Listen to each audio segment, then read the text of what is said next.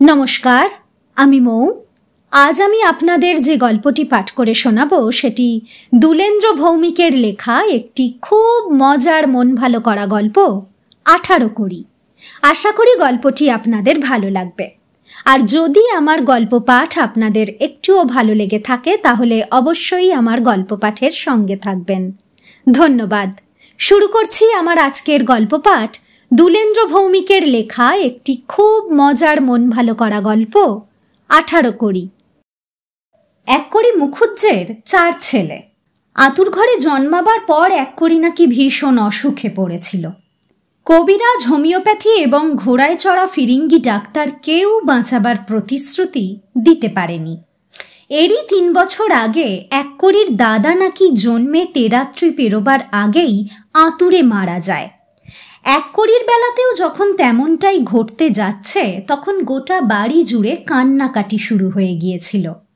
সেই সময় ধাইমা চপলা বললে, আমার 7-7টা সন্তান ফনফনিয়ে বেড়ে উঠে দিব্যি পাড়া জ্বালাচ্ছে। এই ছেলে আমাকে দাও, এই নাও 1 কড়ি। এই 1 কড়ি দিয়ে ছেলে কিনে নিলুম। এবার জমের বেয়াইয়ের সাধ্যি নেই আমার কোল থেকে ছেলে কাড়ে। চপলা আঁচল থেকে একটা কড়ি বার করে এক কড়ির মার হাতে গুজে দিয়ে বলেছিল, এই নাও কড়ি, ছেলে এবার আমার, রইল আমার কোলে আঁচল ঢাকা। এবার দেখি জমের মুরদ।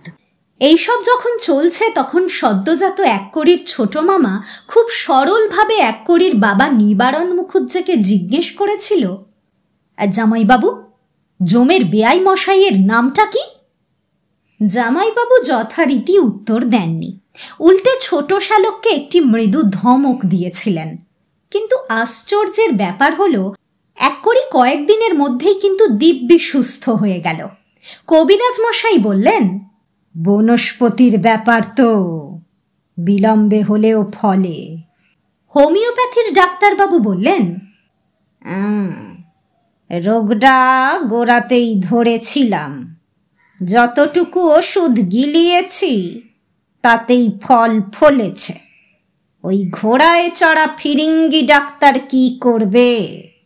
ফিরিঙ্গি ডাক্তার ঘোড়ার পিঠে চাপড় মেরে বললেন, প্রথমেই যদি আমাকে কল দিত তাহলে এতটা সাফার করতে হতো না, but better late than never. ফিরিঙ্গি ডাক্তারের নাম গজানন ঘোষ। তাকে ফিরিঙ্গি ডাক্তার বলার একটা কারণ ছিল। গজানন বাবুর 14 পুরুষের কেউ ফিরিঙ্গি ছিল না। ওদের আদি বাড়ি গোবরডাঙ্গায়। ওই অঞ্চলে কখনো কোনো ফিরিঙ্গি ছিল বলে জানাও যায় না। গজানন বাবুর বাবা শুভানন ঘোষ জীবিকার সন্ধানে কিছুকাল ব্যান্ডেলে ছিলেন। তারও কিছুকাল পরে গজানন বাবু এক ফিরিঙ্গি মেয়েকে বিয়ে করে ব্যারাকপুরে চলে আসেন। বিয়েতে যৌতুক হিসেবে নাকি একটি ঘোড়া পেয়েছিলেন। অতএব সাইকেল ছেড়ে বিয়ের পর থেকে ঘোড়ায় চড়ে রোগী দেখতে যেতেন তিনি। কেউ কেউ অবশ্য ডাকতেন গজা ডাক্তার বলে। তবে গজা ডাক্তার সম্পর্কে এসব কথা কতটা সত্য তা আমি বলতে পারবো না। ঘোড়ায় চড়া ব্যাপারটা রপ্ত করতে গজা ডাক্তারের বেশ কিছুদিন সময় লেগেছিল। তারপর যখন রপ্ত হয়ে গেল তখন আর কোনো অসুবিধে হতো না। ঘোড়া ছুটিয়ে রোগী দেখতে আসতেন তিনি। গজা ডাক্তারের পোশাকটা ছিল সেকালের ওভারসিয়ারের মতো। পায়ে বুট জুতো, মোজাটা প্রায় হাঁটুর কাছাকাছি, গায়ে হাফ শার্ট, মাথায় খাকি রঙের টুপি। সেই টুপি আবার ফিতে দিয়ে বাঁধা থাকতো। ঘোড়া থেকে নেমেই চিৎকার করে ডাকতেন, রোগী কোথায়? এক কড়ি মুখুজ্জের সঙ্গে পরবর্তীকালে গজা ডাক্তারের বেশ পরিচয় হয়ে গিয়েছিল। পরিচয় হয়েছিল বটে, কিন্তু তার ছেলেদের জন্মের সময় তিনি গজা ডাক্তারের পরামর্শ নিতেন না। এই ব্যাপারে তার গভীর বিশ্বাস জন্মে গিয়েছিল ধাইমা চপলার ওপর। কিন্তু ততদিন পর্যন্ত চপলার বেঁচে থাকার কথা নয়। চপলার বড় মেয়ে তরলা ছিল মায়ের হাতে তৈরি।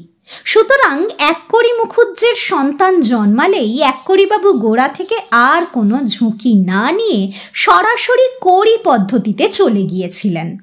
তরলার মাধ্যমে আগে থেকেই লোক ঠিক করা থাকতো। সন্তান জন্মালেই কড়ি দিয়ে কেউ না কেউ সন্তান কিনে নিত। সেই কারণেই এককড়ি মুখুজ্জের 4 ছেলের নাম ছিল যথাক্রমে 2 কড়ি, 3 কড়ি, 5 কড়ি আর 7 কড়ি। এককড়ি মুখুজ্জে মারা যাওয়ার সময় ছেলেরা সবাই বেশ বড় হয়ে গেছে। চপল আর কড়ির জোর ছিল বলতে হবে। 92 বছর পর্যন্ত বেঁচে থেকে তিনি মারা গেলেন। ততদিনে ছেলেরা পুরনো বাড়ি ভেঙে হাল ফ্যাশনের নতুন বাড়ি তৈরি করে ফেলেছে। বাবার সঙ্গে পরামর্শ করে ছেলেরা বাড়ির নাম রেখেছিল 18 কড়ি ভবন। বাড়ির এমন বিচিত্র নাম কেউ আগে শোনেনি। বাড়ির গেটে বড় বড় করে ওই নামটা লেখা। রাত্রিবেলা গেটে আলো জ্বললে নামটাও জলজল করত। এই পাড়ায় নতুন এসেছেন গোপালবাবু, রেলের গার্ড ছিলেন। এখন অবসর নিয়ে এখানে বাড়ি করেছেন। কৌতূহল চাপতে না পেরে একদিন 2 কড়ি মুখুজ্জেকে বললেন, 2 কড়ি বাবু, যদি কিছু মনে না করেন তাহলে একটা কথা জিজ্ঞেস করি। 2 কড়ি অত্যন্ত বিনয়ের সঙ্গে বলল, মনে করার কিছু নেই, বলুন কি জানতে চান। গোপালবাবু বললেন, আপনাদের বাড়ির নামটা বড় বিচিত্র, 18 কড়ি কেন? 2 কড়ি মাথা দুলিয়ে হাসতে হাসতে বলল, কৌতূহল থেকেই জ্ঞানের জন্ম। দেখুন, আমরা হচ্ছে গিয়ে 51বর্তী পরিবার। আমার স্বর্গত পিতৃদেব এককড়ি মুখুজ্জে এই জমিতে বাড়ি করেছিলেন। পরবর্তীকালে আমরা সব ভাই মিলে পুরনো বাড়ি ভেঙে নতুন বাড়ি তৈরি করি। অতএব এই জমি এবং কড়িতে সবারই অবদান আছে। তাই এমন একটা নাম ঠিক করা হলো যাতে সকলেরই ভূমিকা থাকে। হ্যাঁ। গোপালবাবু খুব মন দিয়ে কথাগুলো শুনলেন, কিন্তু কিছুই বুঝতে পারলেন না। তাই খুব সংকোচের সঙ্গে বললেন, ভারী চমৎকার বলেছেন, কিন্তু আমি কিছুই বুঝতে পারলাম না। 2 কড়ি একটু হেসে বলল, এতে লজ্জিত হওয়ার কিছু নেই। এটা বুঝতে হলে একটু অঙ্ক জানতে হবে। কঠিন অঙ্ক নয়, স্রেফ একটু যোগ। কাগজ কলম নিন। আমার স্বর্গত পিতা 1 কড়ি, আমি প্রথম পুত্র 2 কড়ি, মেজ ভাই 3 কড়ি, সেজ 5 কড়ি, ছোট 7 কড়ি। এবার যোগ দিয়ে দেখুন, 18 কড়ি হচ্ছে। এই 18 কড়ির মধ্যেই আমরা সবাই বিরাজ করছি, তাই বাড়ির নাম 18 কড়ি। গোপালবাবু একটা ঢোক গিলে বললেন, চমৎকার, আমরা এভাবে কেউ কখনো ভাবি না। এটা একটা দারুণ ব্যাপার। 2 কড়ি বলল, হয়তো দারুণ, তবে আমাদের পরিবারে নিদারুণ ব্যাপারও ঘটেছে। আমার বাবার যৌবনকালে ফটো তোলার তেমন রেওয়াজ ছিল না। মারা যাওয়ার কিছুদিন আগে আমার মেজ ভাই 3 কড়ি তার এক বন্ধুকে নিয়ে এলো আমার বাবার একখানা ছবি আঁকাবে বলে। সেই বন্ধুর নাম গগন গড়াই। পরপর 5 দিন বাবার সামনে বসে ছবি আঁকতে লাগলো সে। ছবিটা শেষ করে গগন গড়াই ফ্রেমে বাঁধিয়ে যেদিন ছবিটা বাবাকে দেখাতে এলো, সেই দিনটি আমাদের কাছে স্মরণীয়। বাবা ছবিটার দিকে অনেকক্ষণ তাকিয়ে থেকে দুর্বল গলায় প্রশ্ন করলেন, গগন, এটা কার ছবি? গগন উত্তর দিল, জেঠু, এটা আপনার ছবি, কেমন হয়েছে? বাবা আর উত্তর দিতে পারলেন না। 2 বার ঢেকুর তুলে মারা গেলেন। ডাক্তার ডাকার অবসর পেলাম না। পরে অবশ্য ডাক্তার এসে বললেন ম্যাসিভ হার্ট অ্যাটাক। গোপালবাবু যেন খুব ব্যথিত হয়েছেন এমন ভাব করে বললেন, আপনার কি ধারণা ওই ছবিটাই আপনার বাবার মৃত্যুর কারণ? 2 কড়ি বলল, এ শুধু আমার ধারণা নয়, শশী ডাক্তারের একই ধারণা। 92 বছর বয়সে বাবা মারা যাওয়াতে আমার মা যতটা আঘাত পেয়েছেন তার দ্বিগুণ আঘাত পেয়েছেন ওই ছবিটা দেখে। বাবার মৃত্যুতে নয়, ওই ছবি দেখেই মা মূর্ছা যান। গোপালবাবু বললেন, ছবিটা কি আপনাদের বাড়িতে আছে? দুকড়ি বলল, অমন জিনিস কেউ বাড়িতে রাখে? গগন গড়াই অবশ্য তারপর থেকে আমাদের বাড়িতে আর আসেনি। অন্যদের বলেছিল ছবিটা আমরা নাকি বুঝতে পারিনি, ওটা নাকি অত্যন্ত আধুনিক পদ্ধতিতে আঁকা। হ্যাঁ। এরপর আরও কিছুক্ষণ গল্প করে গোপালবাবু উঠে গিয়েছিলেন। মনে মনে তার বড় ইচ্ছে ছিল ছবিটা দেখার। এমন ছবি যা দেখে একজনের ম্যাসিভ হার্ট অ্যাটাক হতে পারে, যা দেখে স্ত্রী মূর্ছা যেতে পারে, তেমন ছবি দেখতে কার না শখ হয়। কিন্তু শখের কথাটা কিভাবে বলা যায় সেটা ভাবতে ভাবতে গোপালবাবুর অনেকগুলো দিন চলে গেল। দুকড়িবাবুদের অবশ্য সচ্ছল অবস্থা। বাজারে মস্ত বড় মুদি দোকান, স্টেশনের কাছে কাপড়ের দোকান, এছাড়াও বাড়ি ভাড়া থেকে রোজগারও ভালো। 4 ভাইয়ের মধ্যে শখের কোনো অভাব নেই। সকালে এবং সারাদিন ব্যবসাপত্র দেখে রাত্রিবেলা 4 ভাই নিজেদের ঘরে এসে 4 জন 4 রকমের চর্চা করে। দুকড়িবাবুর শখ এসরাজ বাজানো, 3 কড়িবাবুর সঙ্গীত চর্চা, 5 কড়ি আসন করে আর 7 কড়ি প্ল্যান চেট করার চেষ্টা করে। কোনো কাজটাই কেউ ঠিকঠাক করতে পারে না, তবুও তাদের চেষ্টার কোনো ত্রুটি নেই। এই রকম একটা বাড়ির প্রতি সকলেরই কৌতূহল থাকা স্বাভাবিক। দিন বদলের সঙ্গে সঙ্গে তাদের পাড়ারও চেহারা বদল হয়েছে। গোবিন্দপুর এখন আর গ্রাম নয়, রীতিমতো শহরের চেহারা নিয়েছে। বহু এসটিডি বুথ, রকমারি ফাস্টফুডের দোকান, বড় বড় বাড়ি, পুকুর বুঝিয়ে সারি সারি ফ্ল্যাট বাড়ি।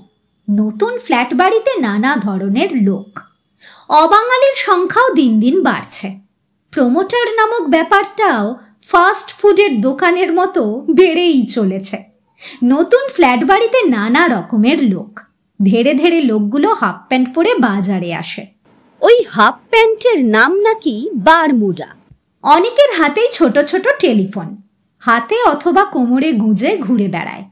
নতুন ফ্ল্যাট বাড়িতে কিছুদিন আগে এসেছেন কিরণ শঙ্কর গুপ্ত নামে এক ভদ্রলোক। তিনি নাকি একদা ভারত সরকারের বিরাট এক চাকুরে ছিলেন। অত্যন্ত রাশভারী চেহারা, গম্ভীর গলা। একদিন তার সঙ্গে পরিচয় হলো 7 কড়ির। কথায় কথায় জানতে পারলেন 7 কড়িবাবু প্ল্যান চেট করে। তিনি একদিন সকালবেলা চলে এলেন 18 কড়ি ভবনে। এসেই বললেন, আমার নাম কিরণ শঙ্কর গুপ্ত, ওই গীতাঞ্জলি কমপ্লেক্সে থাকি। আমি একটিবার 7 কড়িবাবুর সঙ্গে দেখা করতে চাই। তিনি কি আছেন? এই বাড়িতে 2টি লোক কাজ করে। একজনের নাম নিত্যানন্দ, সংক্ষেপে নেত্য। দ্বিতীয়জন কালীপদ, সংক্ষেপে কালী। এই বাড়ির কারো কোনো প্রয়োজনে দরকার হলে সবাই ডাকে নেত্যকালী। একসঙ্গে দুজনকে ডাকার অর্থ কেউ না কেউ আসবে। কিরণ শঙ্কর বাবু যার সঙ্গে কথা বলছিলেন সে নেত্য। নেত্য বলল, যদি দেখা করতে চান তাহলে অপেক্ষা করতে হবে, আর যদি কথা বলতে চান তাহলে আমার সঙ্গে আসুন। কিরণ শঙ্কর বাবু বললেন, সে আবার কি কথা? বেশ, চলুন কথাই বলি। লোক তো দেখা করে তারপর কথা বলে। নিত্য বলল, ওসব সেকেলে নিয়ম এই বাড়িতে চলে না, আপনি আমার সঙ্গে আসুন। প্রয়োজনটা যখন তাঁর, অগত্যা কিরণ শঙ্কর বাবু নেত্যর পিছন পিছন হাঁটতে লাগলেন। একটা উঠোন পেরিয়ে দুপাশে ঘরগুলোর দিকে তাকাতে তাকাতে কিরণ শঙ্কর বাবু হাঁটতে লাগলেন। একটা ঘর থেকে কেউ একজন হেঁড়ে গলায় গেয়ে চলেছে, কলি আনা আনা সঙ্গ কর্তা। যখন গান হচ্ছে তখন তবলা বাজছে না, আবার যখন তবলা বাজছে তখন গান হচ্ছে না। এরকম কেন হচ্ছে কিরণ শঙ্কর বাবু ঠিক বুঝতে পারছেন না। অন্য ঘর থেকে একটা বাজনার আওয়াজ আসছিল। সেই বাজনা কোন যন্ত্রের তা বোঝা গেল না।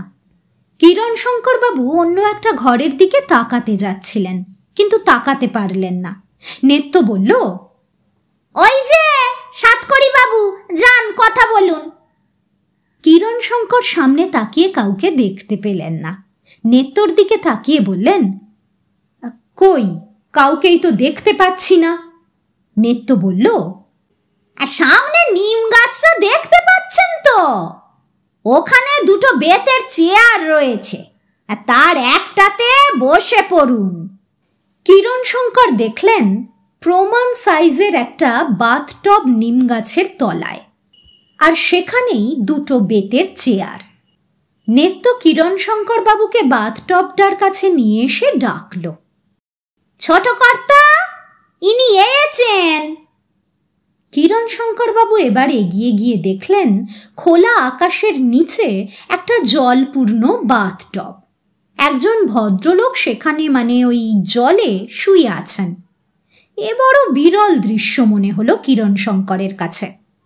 তিনি কিছু বলবার আগেই সাতকড়ি বলে উঠল, প্লিজ সিট ডাউন। কিরণশঙ্কর বসতে বসতে বললেন, আমার নাম কিরণশঙ্কর গুপ্ত, অবসরপ্রাপ্ত IAS। বহুকাল দিল্লিতে ছিলুম, বর্তমানে। সাতকড়ি কথা শেষ করতে না দিয়েই বলল, বর্তমানে 18 কড়ি ভবনে। বলুন, আপনার কোন কাজে লাগতে পারি? কথা বলতে গিয়ে প্রথমে ঢোক গিললেন। সরকারি আমলা হিসেবে দীর্ঘদিন চাকরি করে গামলা গামলা মন্ত্রীদের তিনি দেখেছেন। একসময় তার ধারণা ছিল মন্ত্রী হতে দেদার যোগ্যতা লাগে, কিন্তু নিজে আমলা হওয়ার পর নিজের ভুল বুঝতে পেরেছিলেন। একসময় বহু মন্ত্রীদের তিনিই দাবড়ে দিতেন, কিন্তু সাতকড়ি বাবুর প্রশ্নের উত্তর দিতে গিয়ে তিনি একটু সময় নিলেন। পরে বললেন, এখন আপনি স্নানে ব্যস্ত, তাই বলছিলাম কি পরে আপনার সময় মতো। কিরণশঙ্কর বাবুর কথা শেষ হওয়ার আগেই সাতকড়ি বলে উঠল, এর চেয়ে ভালো সময় আর পাবেন না। যা বলতে এসেছেন দয়া করে বলে ফেলুন। এই গঙ্গা স্নানের সময় আমার মন বড় পবিত্র থাকে। কিরণশঙ্কর বাবু বাথটবের জলের দিকে তাকিয়ে বললেন, গঙ্গা স্নান? সাতকড়ি কিরণশঙ্কর বাবুর দিকে তাকিয়ে একই শব্দ করে হাসল। পরে বলল, অবাক হচ্ছেন তো? হওয়ারই কথা। গোবিন্দপুরের গঙ্গার ঘাটে কখনো গেছেন? জল তো মাঝ গঙ্গায়, জোয়ার এলেও ঘাটের সিঁড়ি পর্যন্ত পৌঁছয় না। বিকেলে ছেলেরা ওখানে ফুটবল খেলে। একদিন দেখবেন কোনো এক বা একাধিক মন্ত্রীর দয়ায় গঙ্গার চড়াও প্রমোটার কিনে বহুতল বাড়ি বানাচ্ছে। দোতলায় গাড়ি রাখার গ্যারেজ, আর গ্রাউন্ড ফ্লোরে নৌকো, যদি কখনো কাজে লাগে সেই জন্য। কিরণশঙ্কর বাবুর মনে হলো তিনি যেন না জেনে জটিল একটা বিষয়ের মধ্যে ঢুকে পড়েছেন। আরও একবার ঢোক গিলে বললেন, আপনার এই বাথটবের জলটা কি গঙ্গার? সাতকড়ি উত্তর দিল, আলবাত। আমাদের দোকানের মালপত্র আসে বড় বাজার থেকে, তার জন্যে আমার দুখানা ম্যাটাডোর আছে। তারই একটাতে রোজ সকালে দক্ষিণেশ্বরের ঘাট থেকে 5খানা ড্রামে গঙ্গার জল আসে শুধু আমার জন্যে। ওই ঘাটে সবসময় জল থাকে। কিরণশঙ্কর বাবু দিল্লিতে থাকতে এক মন্ত্রীকে দেখেছিলেন দফতরের কাজ শুরু করার আগে হনুমানের ফটোতে প্রণাম করতেন। কত লোকের কত রকমের অভ্যাস থাকে, তবে এর জন্য তো কাউকে দোষ দেওয়া যায় না। রেল দফতরের মন্ত্রীর ঘরে একখানা রেলগাড়ির ছবি থাকতেই পারে, বন দপ্তরের মন্ত্রীর ঘরে হনুমানের ছবি থাকলে ক্ষতি কি? কিরণশঙ্কর বাবু বললেন, আমি যে কাজে আপনার কাছে এসেছি এবার সেটা বলতে চাই, যদি একটু শোনেন। সাতকড়ি বলল, আপনি বলুন, আমি শুনছি। কিরণশঙ্কর বাবু চেয়ারটাকে বাথটবের একটু কাছে টেনে নিয়ে এসে বসলেন। আমি শুনেছি আপনি নাকি প্ল্যানচেট জানেন। সেই বিষয়ে আমি আপনার সঙ্গে একটু আলোচনা করতে চাই। বাথটবের ভিতর জলের ওপর আধশোয়া হয়ে এতক্ষণ কথা বলছিল সাতকড়ি। এবার বাথটবের মধ্যে বসে কিরণ শঙ্করের দিকে তাকিয়ে প্রশ্ন করল, আপনি কি কোনো মৃত ব্যক্তির আত্মাকে আনতে চান? হ্যাঁ, তিনি কে? কিরণ শঙ্কর বললেন, তিনি আমার পিতা উদয়শঙ্কর গুপ্ত। সাতকড়ি মিনিট খানেক চোখ বুজে জলের মধ্যে বসে রইল, যেন এখনই কিরণ শঙ্করের বাবা উদয়শঙ্কর গুপ্তকে এই বাথটবের মধ্যেই টেনে আনবেন। চোখ খুলবার পর বলল, আজ রাত 8টায় আমার এখানে আসতে পারবেন? কিরণ শঙ্কর বাবু বললেন, এখানে মানে এই নিম গাছের তলায় বাথটবে? সাতকড়ি একটু হেসে বলল, না না, আমার ঘরে। আমি দোতলায় থাকি। ঘর চেনবার জন্য কারো সাহায্য নিতে হবে না। কাঠের দরজায় পরপর 7টা কড়ি লাগানো থাকলেই বুঝবেন ওটি এই সাতকড়ি মুখুজ্জের ঘর। ঠিক 8টায় চলে আসুন। রাত 8টা বাজার 5 মিনিট আগে কিরণ শঙ্করবাবু 18 কড়িতে এসে দরজার বেল বাজালেন। যে দরজা খুলেছিল সকালবেলা তাকে কিরণ শঙ্করবাবু দেখেননি, তাই বললেন, আমি সাতকড়ি বাবুর ঘরে যাব। আগে থেকে বলা ছিল, উনি আমায় এই সময় আসতে বলেছেন। যে দরজা খুলে দিয়েছিল তার নাম কালী। কালী বলল, দোতলায় চলে যান, কড়ি গুনে দরজায় 7 বার টোকা দেবেন। 7-এর কম হলে ছোটবাবু দরজা খুলবেন না। কিরণ শঙ্কর গুপ্ত কালীকে দেখতে দেখতে চশমাটা খুলে লম্বমান ধুতির কোঁচা দিয়ে চশমার কাঁচ মুছে আবার চোখে পড়তে পড়তে বললেন, এই নিয়ম বুঝি? হ্যাঁ? কালী উত্তর দিল, আগে হ্যাঁ, বড়বাবুর দরজায় 2 বার টোকা দিতে হবে, কারণ উনি 2 কড়ি। আর মেজবাবুকে 3 বার, সেজবাবুকে 5 বার। আর কিরণ শঙ্কর বাবু বললেন, ব্যাস ব্যাস ব্যাস, বুঝে গেছি। এবার ওপরে ওঠার সিঁড়িটা একটু দেখিয়ে দাও। কালী এগিয়ে গিয়ে সিঁড়িটা দেখিয়ে দিয়ে চলে যাচ্ছিল। কিরণ শঙ্কর বাবু বললেন, সকালে নিচের ঘরে গান বাজনা এসব হচ্ছিল, এখন তো কিছু শুনতে পাচ্ছি না। কালী বলল, ধৈর্য হারাবেন না, রাতের বেলা ওসব ওপরে হয়। তেনারা একবার ওপরে উঠে গেলে নিচে নামেন না, যদি না তেমন প্রয়োজন হয়। কিরণ শঙ্কর বাবু ওপরে উঠতে লাগলেন। প্রথমেই সেই গানটা কানে এলো, যা আজ সকালে শুনেছিলেন, কালিয়ানা সঙ্গকর্তা। কিরণ শঙ্কর বাবু দরজার দিকে তাকিয়ে দেখলেন সেখানে 3টি কড়ি বসানো। উল্টো দিকের দরজায় 2টো কড়ি। দরজার ফাঁক দিয়ে বাজনা আসছিল। কিসের বাজনা সেটা সকালেও যেমন বোঝেননি, রাতেও বুঝতে পারলেন না। অন্য একটা দরজায় 5টা কড়ি, কিন্তু ঘরের ভিতর থেকে কোনো শব্দ আসছে না। তারপরের ঘরটাই সাতকড়ি বাবুর হওয়ার কথা। সেই ভেবে দরজায় টোকা দিতে গিয়ে দেখলেন সেখানে মাত্র 1টা কড়ি আটকানো। কিরণ শঙ্করবাবু একটু ভেবে নিচে তাকালেন। ভাবলেন যদি কোনো কারণে 6টা কড়ি খসে গিয়ে থাকে, কিন্তু নিচে কোনো কড়ি না দেখে উল্টো দিকের দরজায় চোখ রাখতেই দেখলেন পরপর 7খানা কড়ি। কিরণ শঙ্করবাবু ইচ্ছে করেই তাঁর ঘড়ি 2 মিনিট ফাস্ট করে রাখেন। ঘড়ির দিকে তাকিয়ে দেখলেন 8টা বেজে 1 মিনিট হয়েছে। তিনি দরজায় টোকা দিলেন। গুনে গুনে 7টা টোকা দেওয়ার পর ভিতর থেকে সাতকড়ি বাবুর গলা শোনা গেল, দরজা খোলা আছে, ঠেলে ভিতরে প্রবেশ করুন। কিরণ শঙ্করবাবু ভিতরে ঢুকেই দেখলেন সাতকড়ি বাবু রক্তবর্ণের পাঞ্জাবি আর ঢোলা পাজামা পরে একটা আরাম কেদারায় শুয়ে আছেন। কিরণ শঙ্করবাবু ঘরে ঢুকতেই সাতকড়ি উঠে দাঁড়িয়ে নমস্কার করে বলল, কি খাবেন? বেলের পানা, ঘোলের শরবত কিংবা গরম চা? কিরণ শঙ্করবাবু প্রতি নমস্কার করে বললেন, আগে কিছুই খাবো না, কাজের কথাটা আগে বলে নিতে চাই। সাতকড়ি আরাম কেদারায় বসতে বসতে বলল, বেশ, কাজের কথাই শোনা যাক। 1 মিনিট অপেক্ষা করুন। সাতকড়ি উঠে গিয়ে একটা টেপ রেকর্ডার এনে কিরণ শঙ্করবাবুর সামনে রেখে ঘরের বড় বাতিটা নিভিয়ে দিল। নীল রঙের একটা বাতি জ্বেলে দিয়ে বললেন, এবার বলতে শুরু করুন, আমি সব রেকর্ড করে রাখছি। কিরণশঙ্করবাবু টেপ করার যন্ত্রটার দিকে একবার তাকালেন, পরে বললেন, আমি দিল্লিতে থাকতেও প্ল্যানচেটে বাবার আত্মাকে আনবার চেষ্টা করেছিলুম। কৈলাসানন্দগিরি বলে একজন অনেকবার চেষ্টা করেছিলেন, কিন্তু সাতকড়ি বলে উঠল, আপনার বাবা আসেননি? কিরণশঙ্কর উত্তর দিলেন, না, যতবার বাবাকে ডেকেছি ততবার আমার কাকা এসে গেছে। আমার বাবা আর কাকা জমজ ছিলেন তো, বাবা মাত্র 20 মিনিটের বড়। সাতকড়ি এবার উঠে দাঁড়িয়ে প্রশ্ন করল, আপনার বাবা এবং কাকা কতদিন আগে মারা গেছেন?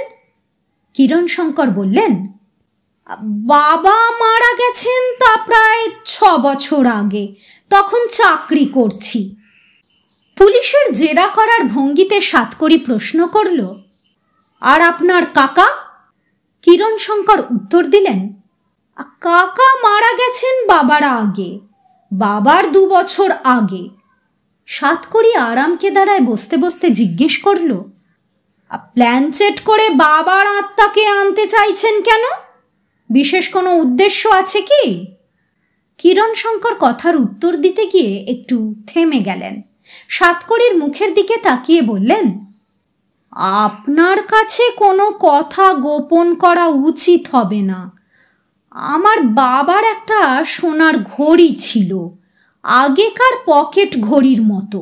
বাবা ওটা জামার ঘড়ি পকেটে রাখতেন, বেশি দিন ব্যবহার করেননি। আমাদের বাড়িতে মাইসোর গোল্ডের তৈরি একটা ময়ূর ছিল, বাবা শখ করে ওটা কিনেছিলেন রাজস্থানের এক দোকান থেকে। ঘড়িটা ওই ময়ূরের পেখমের মধ্যে অদ্ভুতভাবে সেট করা ছিল। গ্রেট ইস্টার্ন হোটেলের নিচে তখন বেশ বড় একটা জুয়েলারি শপ ছিল, ওরাই সেট করে দিয়েছিলেন। ঘড়িটা যখন বাজতো তখন জল তরঙ্গের মতো মিষ্টি আওয়াজ হতো। যাতে কেউ চুরি করে নিয়ে যেতে না পারে সেজন্য বাবা তার মৃত্যুর আগে ঘড়িটা বাড়ির কোথাও লুকিয়ে রেখেছিলেন। কিন্তু বাবার তো হঠাৎ সেরিব্রাল হলো, একেবারে কোমা স্টেজে চলে গেলেন। আমরা কেউ জানতেই পারলাম না ঘড়িটা কোথায়। তাই সাতকড়ি মাথা নাড়তে নাড়তে বলল, তাই বাবার আত্মাকে এনে জেনে নিতে চান ঘড়িটা কোথায়, তাই তো? কিরণশঙ্কর বললেন, হ্যাঁ ঠিক তাই। সাতকড়ি বলল, আপনার কেসটা অনেকটাই গোয়েন্দা দফতরের আন্ডারে, যদিও ইদানিং আমি ওটা নিয়েও চর্চা করছি। এ ব্যাপারে আমার সহকারী হচ্ছে নেত্য। আগে প্ল্যানচেটটা করেই দেখা যাক উনি কি বলেন। কিরণশঙ্কর জিজ্ঞেস করলেন, কবে করবেন? সাতকড়ি উত্তর দিল, আগামী অমাবস্যা পর্যন্ত আপনাকে অপেক্ষা করতে হবে। অমাবস্যার রাত্রে এসব কাজ করতে হয়, তাতে আত্মার যাতায়াতের সুবিধে হয়। এখন আপনি উঠতে পারেন। কিরণশঙ্কর উঠতে উঠতে বললেন, আমি কিন্তু আপনার ওপর অনেকখানি ভরসা করছি। সাতকড়িও উঠে দাঁড়ালো।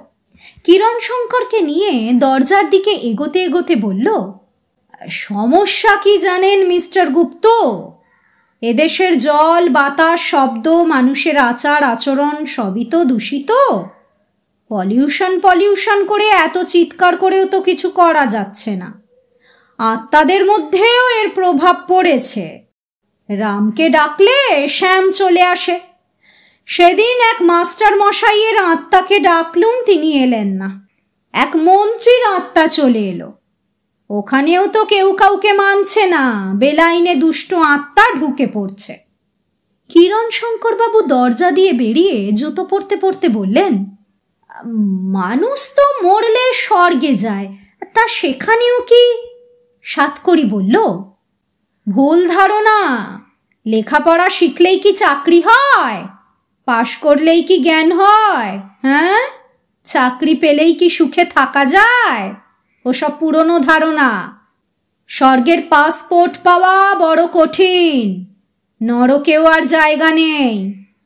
আমি এই সব প্ল্যান সেট করে যা জেনেছি তাতে দেখবেন যমরাজ অচিরেই ভারত সরকারের কাছে জায়গা চাইবে, ওখানে আর জায়গা নেই।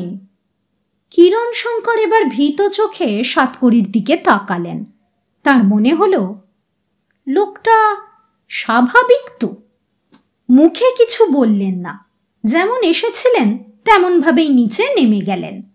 কিরণ শঙ্কর বাবু বাড়িতে ফিরে এসে স্ত্রীকে সব বললেন।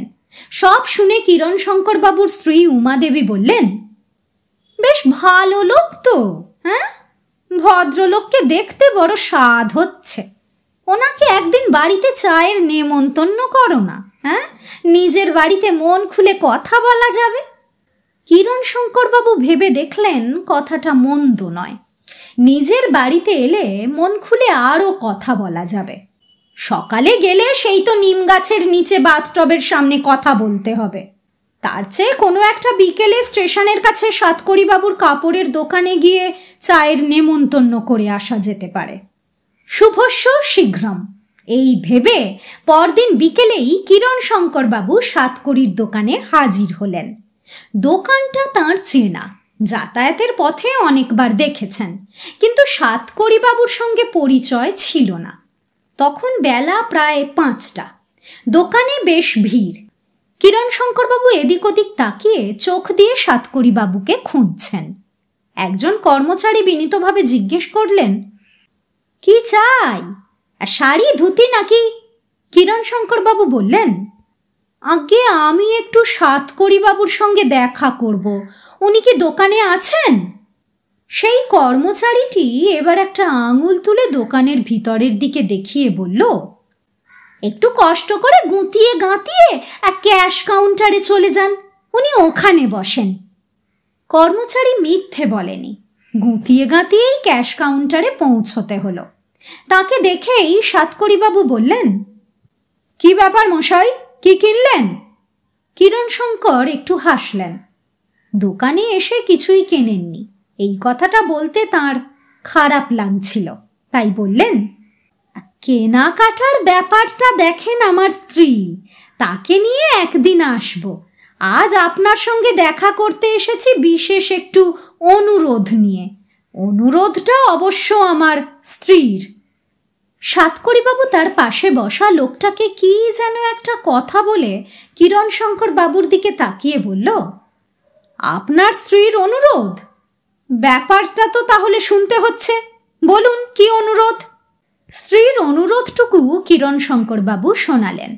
সব শুনে সাতকড়ি বলল, এই যে চায়ের নেমন্তন্ন মানে টি পার্টি, এসব হচ্ছে ইংরেজদের দান, কিন্তু বৃহস্পতিবার ছাড়া তো বিকেলে আমার কোথাও যাওয়ার উপায় নেই, ওই দিন এই স্টেশন বাজার বন্ধ। কিরণ শঙ্কর বাবু বললেন, বেশ, তবে এই বৃহস্পতিবার এই আসুন, আমি বাড়িতে আপনার জন্য অপেক্ষা করব। আপনাকে কি আর একবার মনে করিয়ে দিতে হবে? সাতকড়ি মাথা নাড়তে নাড়তে বলল, না না, মনে করাতে হবে না। কিরণ শঙ্কর বাবু দোকান থেকে সোজা বাড়িতে এলেন, স্ত্রীকে সব বললেন। যদিও সাতকড়ি বাবু বলেছেন তাকে মনে করাবার দরকার নেই, তবুও পুরোপুরি নিশ্চিন্ত হতে পারছেন না বলে বুধবার গিয়ে আবার মনে করিয়ে দিয়ে এলেন। বৃহস্পতিবার বেলা 4টে নাগাদ সাতকড়ি নিত্যকে নিয়ে কিরণ শঙ্কর বাবুর ফ্ল্যাটে এসে উপস্থিত। আজ আর রক্তবর্ণের পোশাক নয়, চওড়া পাড়ের ময়ূরপুচ্ছ ধুতি এবং ফিনফিনে আদ্যির পাঞ্জাবি। কিরণ শঙ্কর বাবু দরজা খুলে দিতেই সাতকড়ি বলল, আমি কিন্তু আমার চা খাওয়ার টাইমে এসে গেছি, আপনাদের যদি এটা বেটাইম হয় তাহলে আমি দুঃখিত। কিরণ শঙ্কর বাবু কিছু বলার আগে তাঁর স্ত্রী উমাদেবী বললেন, না না, কোনো বেটাইম নয়, আমার চা তৈরি।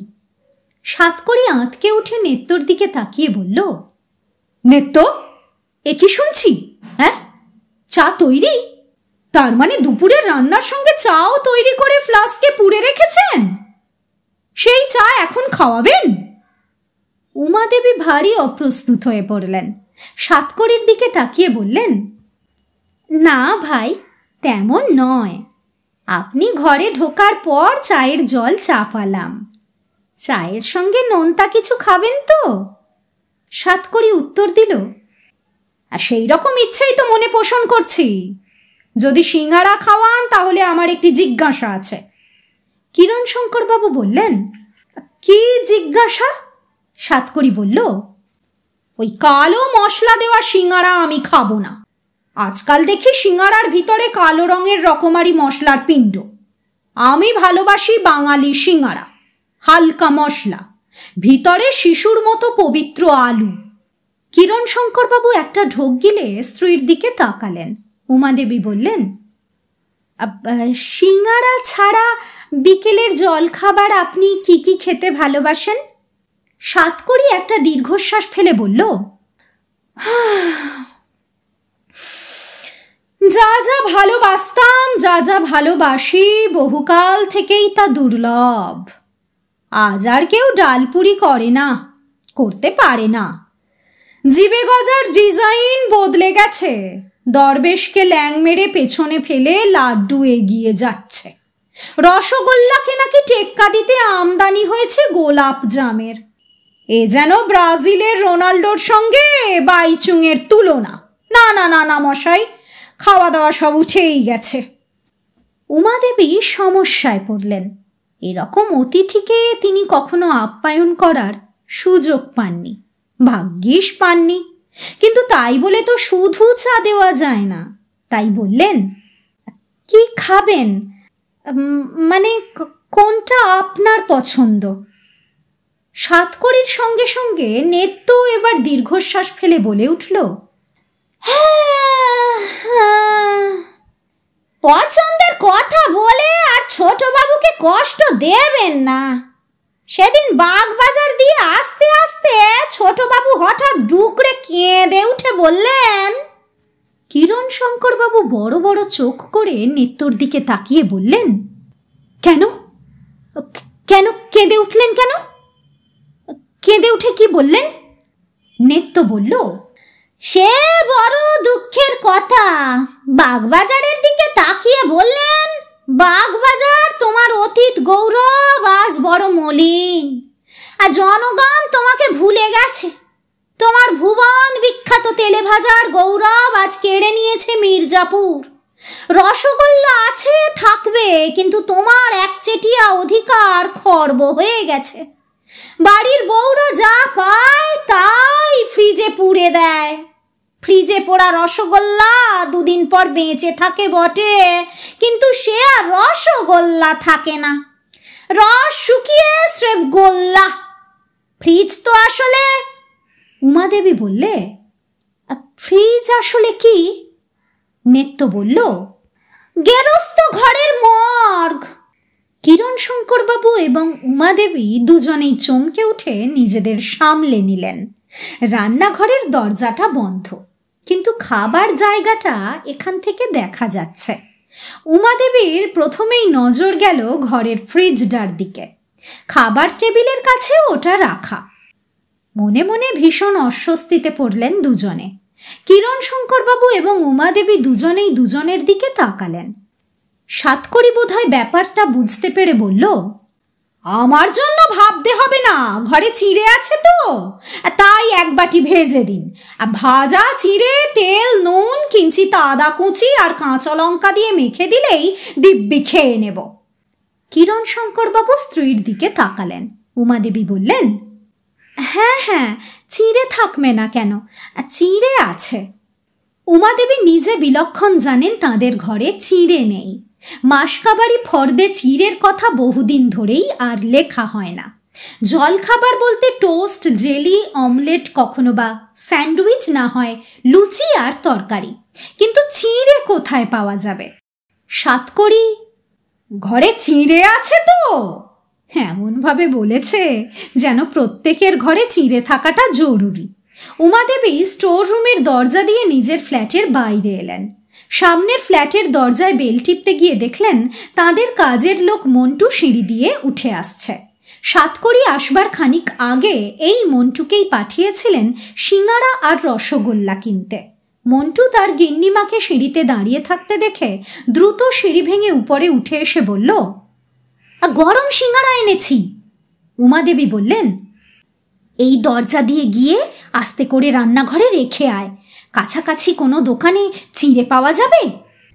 মন্টু উত্তর দিল, মুদিখানার দোকান ছাড়া পাওয়া যাবে না। মন্টু স্টোর রুমের ভেতর দিয়ে রান্নাঘরে সিঙাড়া আর রসগোল্লা রাখতে গেল। উমাদেবী সামনের ফ্ল্যাটের দরজায় বেল বাজালেন। দরজা খুলে দিলেন মিসেস ঘোষাল। উমাদেবীকে দেখে বললেন, আসুন। দরজায় দাঁড়িয়েই উমা বললেন, আসবার জো নেই ভাই, একটা জিনিস ধার চাইতে এলাম। আপনার ঘরে চিঁড়ে আছে? চিঁড়ে? মিসেস ঘোষাল যেন অবাক হলেন। তার ভাব দেখে মনে হলো কেউ যেন মাঝরাত্রিরে তার ঘুম ভাঙিয়ে জানতে চাইছে তার ঘরে কি বোমা আছে। মনে মনে বিরক্ত বোধ করলেও উমাদেবী মুখ ফুটে কিছু বলতে পারলেন না। মিসেস ঘোষাল বললেন, সরি মিসেস গুপ্তা, ওসব জিনিস আমাদের বাড়িতে আসে না। অগত্যা মন্টুকেই সাইকেল করে আবার দোকানে পাঠাতে হলো। চিঁড়ে ভাজা আর চা খাওয়ার পর কিরণশঙ্করবাবু বললেন, অমাবস্যা আসতে এখনো 8 দিন বাকি। আমি ক্যালেন্ডারে দাগ দিয়ে রেখেছি। বাবার কাছ থেকে যদি ওই জিনিসটির হদিস জানতে পারি তাহলে। সাতকড়ি প্রশ্ন করল, তাহলে কি হবে? নিজের সংগ্রহে রাখবেন না বাজারে বেচে দেবেন? কিরণশঙ্কর বললেন, ছি, বেচব কেন? ওটা তো আমাদের কাছে একটা অ্যাসেট, ওটা যত্ন করে রেখে দেব। সাতকড়ি মুখটাকে বিকৃত করে কয়েক মুহূর্ত কিরণশঙ্কর বাবুর দিকে তাকিয়ে থেকে বলল, দুনিয়ার এত জিনিস থাকতে পকেট ঘড়িটা ময়ূরের পুচ্ছে গুঁজতে গেলেন কেন? গোঁজাগুঁজির কি অন্য জায়গা ছিল না? কিরণশঙ্কর বাবু বললেন, সেইটা তো আমার কাছেই একটা রহস্য। সেই জন্যই আপনার শরণাপন্ন হয়েছি। শুনেছি আপনি আসনে বসে যাকে ডাকেন তিনিই চলে আসেন। সাতকড়ি ছোট্ট একটা দীর্ঘশ্বাস ফেলে বলল, এক সময় তাই হতো, কিন্তু এখন দেখি গন্ডগোল হচ্ছে। সেদিন বগলা বাবু মাকে ডাকলাম, কিন্তু মা না এসে ঠাকুমা চলে এলো। ঠিক বুঝতে পারছি না আত্মার আসা যাওয়াতে স্যাটেলাইটের কোনো এফেক্ট আছে কিনা। দেখি আপনার বাবার ক্ষেত্রে কি হয়। বাবার একখানা ছবি চাই, পুরো বায়োডাটা 2 দিন আগে পৌঁছে দেবেন। কিরণশঙ্করবাবু বললেন, অবশ্যই, সেদিন গিয়ে আপনাদের অন্যান্য ভাইদের সঙ্গেও আলাপ করে আসব। সাতকড়ি বলল, আমি ছাড়া আমার দাদারা সবাই গুণী। বরদা মানে 2 কড়ি মুখুজ্জে এসরাজ বাজান, মেজদা 3 কড়ি মুখুজ্জে সঙ্গীত সাধক। হ্যাঁ, এসব হয়তো আমার বাড়িতে গিয়ে আপনি জেনে থাকবেন, কিন্তু ছোড়দা 5 কড়ি মুখুজ্জের ঘর থেকে আপনি কোনো আওয়াজ পাবেন না। কিরণশঙ্করবাবু মাথা নাড়তে নাড়তে বললেন, সত্যি বটে, একটা ঘরের ভিতর থেকে কোনো আওয়াজ পাইনি। সাতকড়ি একটু হাসল। নেত্য বলল, পাবেন কেমন করে? উনি তো নিজের ঘরে আসন করেন, পদ্মাসন, গোমুখাসন, শীর্ষাসন, এইরকম বহু আসন। আর ছোটবাবু সেই সময় আত্মাদের সঙ্গে বসে আড্ডা দেন। কিরণশঙ্করবাবু বললেন, আপনার মেজদা উচ্চাঙ্গ সঙ্গীতের সাধনা করেন তাই না? সাতকড়ি একটু চুপ করে থেকে বলল, মেজদার কেসটা very sad, very very pathetic. ছাদের ওপর টব বসিয়ে তাতে ঝুমকো জবা ফুলের গাছ পুঁতে মেজদা 1.5 বছর সকাল সন্ধ্যা গেয়েছেন। মায়ের পায়ের জবা হয়ে ওঠ না ফুটে মন। দুঃখটা কোথায় জানেন? দাদা গলা ফাটিয়ে 1.5 বছর গাইলেন, জবা ফোটা তো দূরের কথা, গাছটাই মরে গেল। মেজদা মনের দুঃখে গান। উমাদেবী গলায় মাত্রাতিরিক্ত সহানুভূতি ঢেলে বললেন, গান ছেড়ে দিলেন? মাথা নাড়তে নাড়তে সাতকড়ি বলল, ছেড়ে দেওয়ার পাত্র আমার মেজদা নয়। মেজদা গানটা চেঞ্জ করলো। এবার গাইতে লাগলো গঙ্গা যমুনা নির্মল পানি। গানটা যখন গলায় বেশ বসে গেছে তখনই ফলাও করে সব কাগজে খবর বেরুলো গঙ্গা আর যমুনার জল অতিমাত্রায় দূষিত হয়ে যাচ্ছে। মানে ভয়ানক ওয়াটার পলিউশন। মনের দুঃখে সেই গানটাও চেঞ্জ করে এখন কালিয়ানা সঙ্গকর্তা গেয়ে যাচ্ছেন। মেজদার সবচেয়ে বড় বৈশিষ্ট্য কি জানেন? উমাদেবীর গানের প্রতি একটু আগ্রহ আছে, তাই বললেন, কি বৈশিষ্ট্য?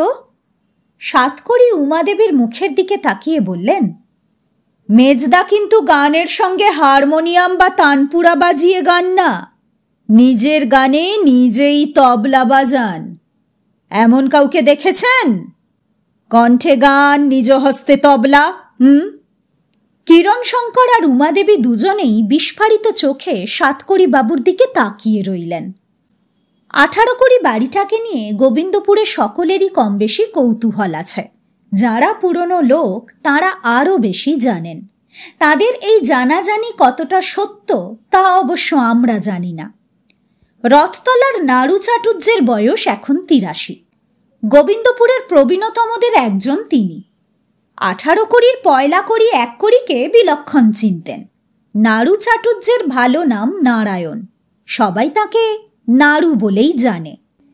তিনি একদা আমাদের বলেছিলেন প্রয়াত হওয়ার পরেও নাকি হিরু গাঙ্গুলি মশাই 18 কড়িতে এসে 3 কড়িকে তবলা শিখিয়ে গেছেন। একসময় তো বছরে 2 বার 18 কড়িতে জলসা হতো। বড় বড় গাইয়ে বাজিয়েদের আত্মা এসে গাইতেন এবং বাজাতেন। 1 কড়ি মুখুজ্জের কাছ থেকেই তো মেজো ছেলে পেয়েছে সঙ্গীতের প্রেরণা, আর ছোট 7 কড়ি পেয়েছে আত্মাদের সঙ্গে অবাধ মেলামেশার সুযোগ। একবার ইলেকশনের আগে জগবন্ধু সাঁতরা এসে 7 কড়িকে ধরে বলল, আমার ভাইটি একটি উপকার করতে হবে। জগবন্ধু এমন সময় এলেন যখন 7 কড়ি নিম গাছের নিচে বাথটবে বসে শুয়ে এবং গড়িয়ে গড়িয়ে স্নান করে। নিমের ডাল দিয়ে দাঁত মাজতে মাজতে 7 কড়ি বলল, জগুদা, উপকারটা কেমন? মানে উপকারের ক্যারেক্টারটা কি? জগবন্ধু সাঁতরা মুখটা যতদূর সম্ভব বাথটবের কাছে এগিয়ে এনে বলল, এই ইলেকশনে আমি জিততে পারবো কিনা, আর জিতলে কত ভোটে জিতবো, তুমি যদি ভাই প্ল্যান সেট করে কোনো বড় নেতার আত্মাকে। 7 কড়ি জলের ওপর এমনভাবে থাপ্পড় মারল যে বাথটবের জল ছিটকে গিয়ে জগবন্ধু সাঁতরার গোটা মুখ আর শরীরটাই ভিজিয়ে দিল না, 2-4 ঢোক জল তার গলাতেও গেল। 7 কড়িই বলল, আপনার কি মাথা খারাপ? হ্যাঁ, নেতা বা মহাপুরুষদের আত্মা তো দূরের কথা, স্বর্গের কেন্দ্রীয় কমিটির 3 সদস্য, ব্রহ্মা বিষ্ণু মহেশ্বরের 14 পুরুষের ক্ষমতা নেই ভোটের ফল অগ্রিম বলবে। এসব জিনিস আমার দ্বারা হবে না। জগবন্ধু সাঁতরা হতাশ হয়ে সেদিন ফিরে যেতে বাধ্য হয়েছিল। 7 কড়ির কাছে কেউ এলে স্পষ্ট জানিয়ে দিত জগৎ সংসারে এমন কতকগুলি বিষয় বিদ্যমান যার উত্তর বা মীমাংসা কোনোটাই আত্মা করতে পারে না। অতএব তাঁদের ডেকে এনে মিছিমিছি কেন কষ্ট দেওয়া। অন্যদিকে কিরণ শঙ্করবাবু মনে মনে বেজায় ব্যস্ত হয়ে প্রায় রোজই বিকেলে একবার করে দোকানে গিয়ে 7 কড়ি বাবুর সঙ্গে দেখা করে আসেন। তাঁর কেবলই মনে হয় অমাবস্যা যেন এবার বড্ড দেরি করে আসছে। জীবনে অমাবস্যার জন্য এমন ব্যাকুলতা তিনি কখনো অনুভব করেননি। যেহেতু বৃহস্পতিবার স্টেশন বাজার বন্ধ, তাই তিনি হাঁটতে হাঁটতে বিকেল নাগাদ 18 কড়িতে এলেন। শীতের বেলা, তাই তাড়াতাড়ি সন্ধ্যা নামে। তখনও সন্ধ্যা নামেনি বটে, তবে দিনের আলোর উজ্জ্বলতা অনেকখানি কমে এসেছে। সদর দরজা খোলাই ছিল। কিরণ শঙ্করবাবু ভিতরে এলেন। আর একটু এগুলেই হাতের ডান দিকে নিম গাছ, আর তার তলাতেই 7 কড়ি বাবুর সেই বিখ্যাত বাথটবটি। কিরণ শঙ্করবাবু এদিক ওদিক তাকাতেই নেত্যকে দেখতে পেয়ে হাতের ইশারায় ডাকলেন। নেত্যকে দেখে কিরণ শঙ্করবাবুর মনে হলো সে যেন বেজায় ব্যস্ত। নেত্য কাছে এসে জানতে চাইল, কাকে চাই? ছোট বাবুকে? তিনি তো আজ ব্যস্ত, তবু আসুন আমার সঙ্গে। নেত্তর পিছন পিছন কিরণশঙ্করবাবু সাতকড়ির ঘরে এলেন। সাতকড়ি কিরণশঙ্করবাবুকে দেখে বলল, কি ব্যাপার, হঠাৎ আপনি? আপনার তো অমাবস্যার দিন আসার কথা। কিরণশঙ্করবাবু মাথা নেড়ে বললেন, তা ঠিক, তবে কি জানেন, এই পথ দিয়ে যাচ্ছিলাম, তাই ভাবলাম আপনার সঙ্গে একটু দেখা করে যাই। নেত্তর কাছে শুনলাম আপনি নাকি আজ খুব ব্যস্ত, তাই বেশিক্ষণ বসবো না। সাতকড়ি বলল, আগে তেমন কিছু নয়, আজ সন্ধ্যার পর আমাদের বাবা আসছেন তো, তাই একটু আর কি। কিরণশঙ্করবাবু প্রথমে ও তাই নাকি বলে পরক্ষণেই চমকে উঠলেন। তার মনে হলো সাতকড়িবাবুর বাবা সে তো কবেই গত হয়েছেন, তবে আজ কার বাবা আসছেন? কৌতূহলটা দমন করতে না পেরে সামনে দাঁড়ানো নেত্যকেই জিজ্ঞেস করলেন, কার বাবা আসছেন? হ্যাঁ? নেত্য পরম শ্রদ্ধা ভরে উত্তর দিল, আমাদের কর্তা বাবু, সব কড়ির বড় কড়ি, এক কড়ি মুখুজ্জে। উনি মাসে একবার করে ছেলেদের দেখতে আসেন, আর ছেলে অন্তঃপ্রাণ তো। কিরণশঙ্করবাবু মনে মনে শিহরিত হয়ে সাতকড়ির দিকে তাকালেন। সাতকড়ির মুখে কোনো ভাবান্তর নেই। ঠিক সেই সময় এসরাজ হাতে দুকড়ি মুখুজ্জে ঘরের চৌকাঠে পা রেখে বলল, সাতকড়ি, বাবার আসার টাইমটা কখন? সাতকড়ি চেয়ার থেকে উঠে দাঁড়িয়ে বলল, এখনই এসে যাবে, চল বাবার ঘরে গিয়ে বসি। কিরণশঙ্করবাবুর ভিতরে কৌতূহল হচ্ছিল ঠিকই, তবে এই কড়ি ভাইদের পারিবারিক ব্যাপারে তার উপস্থিত থাকাটা সঙ্গত হবে কিনা সেই কথাটাই ভেবে তিনি বিব্রত বোধ করছিলেন। দুকড়ি মুখুজ্জে হঠাৎ কিরণশঙ্করবাবুকে দেখে বললেন, সাতকড়ি, ইনি কে? কিরণশঙ্করবাবু বলার আগেই সাতকড়ি কিরণশঙ্করবাবুর পরিচয় এবং তার প্রয়োজনের কথাটা জানিয়ে দিতেই দুকড়ি বলে উঠল, আজ খুব ভালো দিনে এসেছেন, আজ আমাদের বাবা আসছেন, চলুন আমরা সবাই বাবার ঘরে যাই। কিরণশঙ্করবাবুর যেন কিছুই করার নেই, অনেকটা নিশিতে পাওয়া মানুষের মতো হাঁটতে হাঁটতে সেই দরজাটার সামনে এসে দাঁড়ালেন। সেই দরজার গায়ে একটি মাত্র কড়ি বসানো। কিরণশঙ্করবাবু ভেবেছিলেন ঘরটা বুঝি অন্ধকার থাকবে, ঘরের ধূপের ধোঁয়া টোঁয়াও থাকা স্বাভাবিক, কিন্তু ঘরটা মোটেও সেরকম নয়। একদিকে একটি খাটে পরিপাটি করে বিছানা সাজানো, ঘরের মধ্যে ভেলভেটে মোড়া একটি চেয়ারে একটি মানুষের বিচিত্র একটি ছবি। কোনো মানুষের এমন ফটো কিরণশঙ্করবাবু কখনো দেখেননি। ঘরের সবকটা আলোই দিব্যি জ্বলছে। ওই ফটোর সামনে বাঁয়া আর তবলা নিয়ে যিনি বসে, সম্ভবত তিনিই সঙ্গীত সাধক তিনকড়ি। দুকড়ি এবং সাতকড়িকে তিনি চেনেন, তিনকড়িকেও অনুমানে চিনে নিতে কষ্ট হলো না। অতএব অন্যজন যে পাঁচকড়ি তাতে আর সন্দেহ থাকার কথা নয়। কিন্তু কড়ির চিন্তার থেকেও কিরণশঙ্করবাবুকে এই মুহূর্তে যে বিষয়টি সবচেয়ে বেশি পীড়ন করছিল তা হলো চেয়ারে বসানো মাল্যভূষিত ওই ছবিটি। তিনি সাতকড়িবাবুকে বললেন, এই ছবিটি কি আপনার পিতৃদেবের? সাতকড়ি তার পিতৃদেবের ছবির দিকে চোখ রেখেই উত্তর দিলেন, আজ্ঞে হ্যাঁ। কিরণশঙ্করবাবু আবার একইভাবে প্রশ্ন করলেন, আপনার পিতৃদেবের দু চোখে ও সব কি? সাতকড়ি এবার চোখ ফিরিয়ে কিরণশঙ্করবাবুর দিকে তাকিয়ে বলল, ও কিছু নয়, তুলসী পাতা। আসলে তখন অত ছবি তোলার চল ছিল না, এখন তো কথায় কথায় রঙিন ছবি, জন্মদিনেও ভিডিও তোলা হচ্ছে। আমার বাবার আমলে তেমন ছিল না। শখ করে বাবার একখানা ছবি আঁকানো হয়েছিল, কিন্তু ছবিটা দেখে নিজেদের বাবাকে আমরা চিনতে পারিনি। বাবাও ওই ছবিটা দেখার পর রোগশয্যাতেই দুবার হিক্কা তুলে মারা গিয়েছিলেন।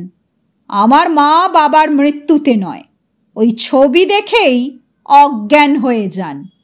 তারপর এবার দুকড়ি মুখুজ্জে বলল, তারপর আর কি? বাবা তো মারা গেলেন। আত্মীয় স্বজনরা, বিশেষ করে মা বলল, তোর বাবার একটা ছবি না থাকলে কি চলে? শ্রাদ্ধকর্মেও একটা ফটো দরকার। তখন আমি ব্যারাকপুর থেকে একজন ফটোগ্রাফার ধরে আনি। তখন তো বাবা মারা গেছেন, কি আর করা যাবে? ওই অবস্থাতেই আমরা ভাইয়েরা মিলে বাবাকে পিছন থেকে ঠেলে তুলে ধরি। খুবই কঠিন কর্ম, কিন্তু কঠিন বলে পিছিয়ে যাওয়ার ছেলে তো আমরা নই। এটা হচ্ছে সেই ঠেলে তোলা ছবি। তখন তো চোখে অলরেডি তুলসী পাতা চাপানো হয়ে গেছে, তাই আমরা আর ওটাকে ডিস্টার্ব করিনি। তবলায় একটা চাঁটি মেরে তিনকড়ি বলল, কে রে ছোট, বাবা এত লেট করছে কেন? আত্মাও কি ট্রেন আর প্লেন হয়ে গেল?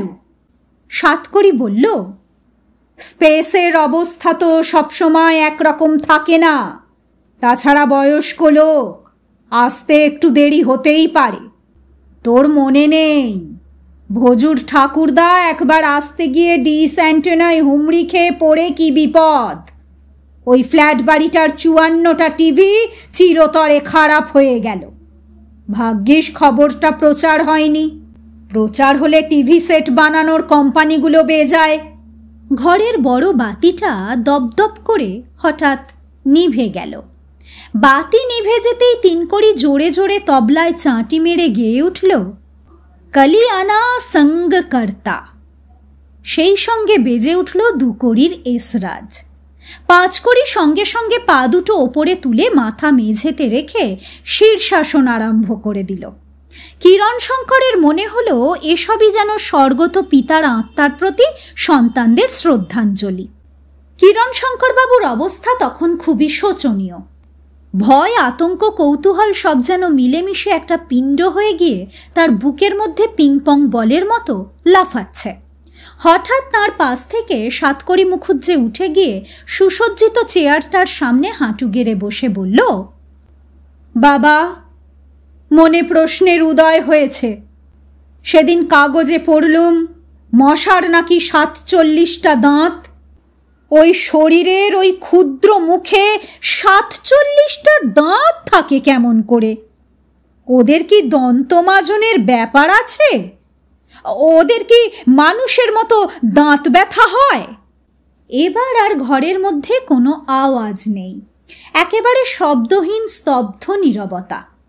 হঠাৎ অতি চিকন গলায় উত্তর এলো, জীবিত অবস্থায় মশার কামড় খেয়েছি, কিন্তু দাঁত গুনিনি। যে গুনে লিখেছে তাকে জিজ্ঞেস কর। পরক্ষণেই ওই চিকন গলা গম্ভীর হয়ে প্রশ্ন করল, ঘরের মধ্যে একটা কড়ি বেশি কেন? আমি তো 4 জনকে রেখে চোখ বুঝেছিলুম, পঞ্চম আমদানি হলো কোত্থেকে? কিরণ শঙ্করবাবু বুঝতে পারলেন তিনি 18 কড়ির একেবারে পয়লা কড়ির চোখে পড়ে গেছেন। ঘরের জ্যান্ত কড়ির দল এখন তাঁর দিকে তাকিয়ে। কিরণ শঙ্কর এতকালের চাকরিতে নানা সমস্যা সংকটে পড়েছেন। দুবার দুটো রুগ্ন শিল্পকে চাঙ্গা করার দায়িত্ব তাঁর উপরে দেওয়া হয়েছিল। কর্তব্যে তিনি ত্রুটি করেননি। তার চাকরি জীবনেই কোম্পানি দুটির রুগ্নতা কমা তো দূরের কথা, এত দ্রুত বেড়ে গিয়েছিল যে কোম্পানি দুটোর অস্তিত্বই আর নেই।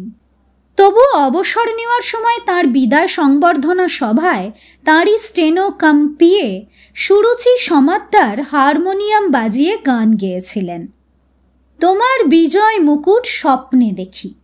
এই গানটা তার প্রতি শ্রদ্ধাঞ্জলি না কটাক্ষ সেটা তিনি আজও বুঝতে পারেননি। যেমন এখন বুঝতে পারছেন না তিনি কি করবেন। তিনি যখন এই সব ভাবছেন তখন সাতকড়ি সংক্ষেপে কিরণ শঙ্করের পরিচয়টা দিয়ে ফেলেছেন।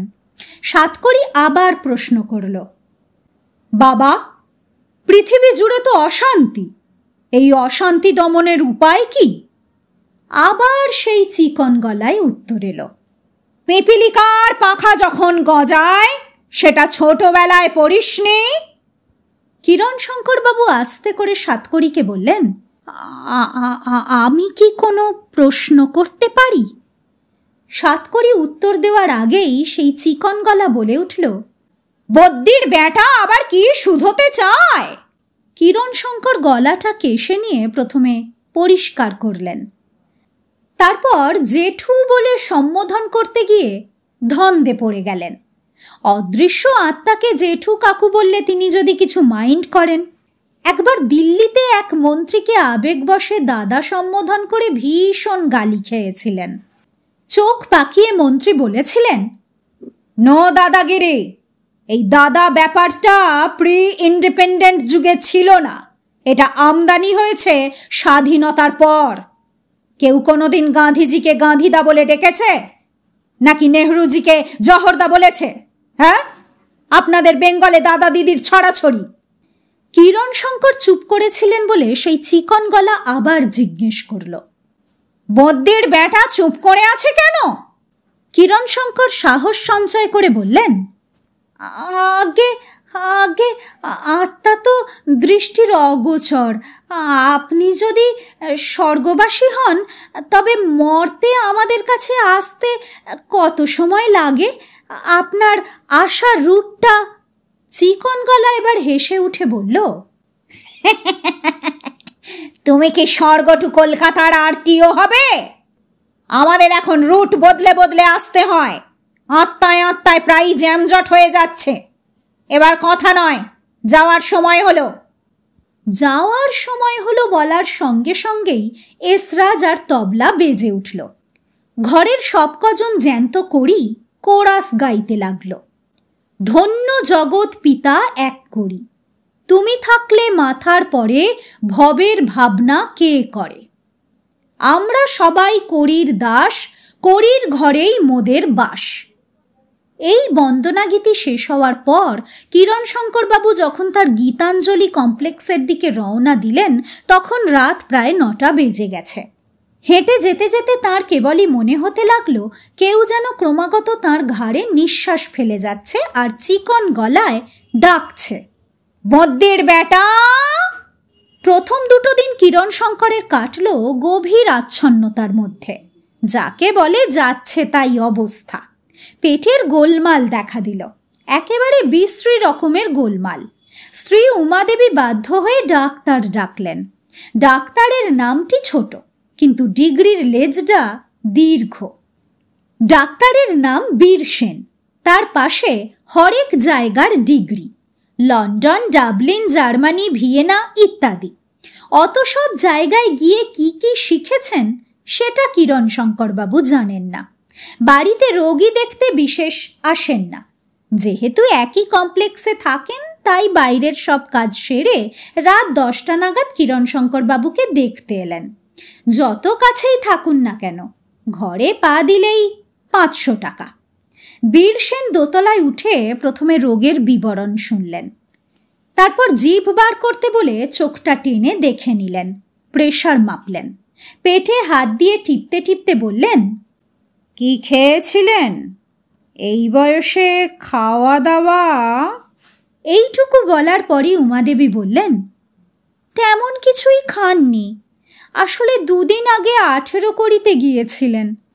সেই দিন রাত্রে ওই বাড়িতে করি ভাইদের বাবা 1 করি মুখুজ্জে এসেছিলেন, সেই উপলক্ষে বাতাসা ভোগ দেওয়া হয়েছিল, তারই একটা বাতাসা উনি খেয়েছিলেন, তারপর থেকেই তো এই অবস্থা। বীর সেন ভ্রু কুঁচকে বললেন, 18 করির 1 করি? তিনি তো শুনেছি বহুকাল আগে মারা গেছেন, তিনি কেমন করে আসবেন?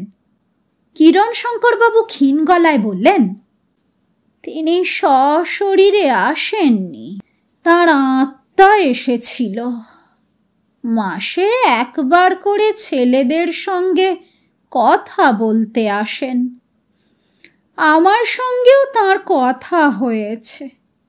উনি বাতাসা পছন্দ করেন বলে সাদা বাতাসা দেওয়া হয়েছিল, উনি একটা খেয়েছেন, বাকিগুলো থেকে প্রসাদ হিসেবে আমি একটা খেয়েছি।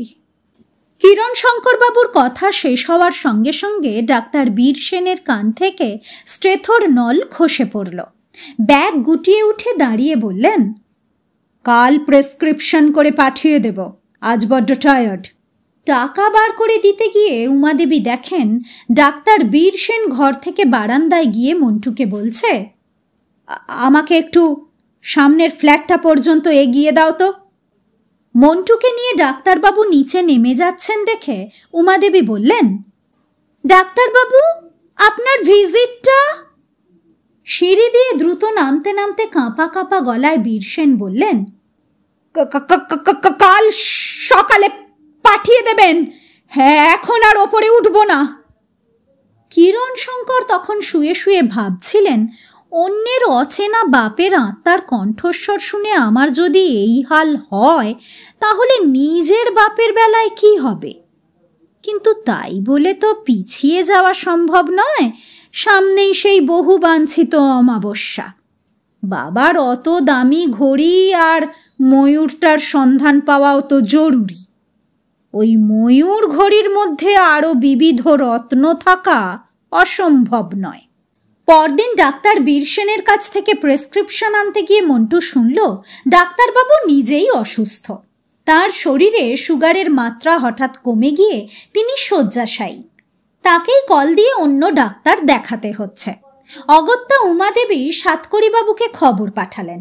সাতকড়িবাবু এসে কিরণশঙ্করবাবুকে দেখে টেখে বললেন, এ সামান্য ব্যাপার, মনে মনে বাবার নাম করুন, সেরে যাবে।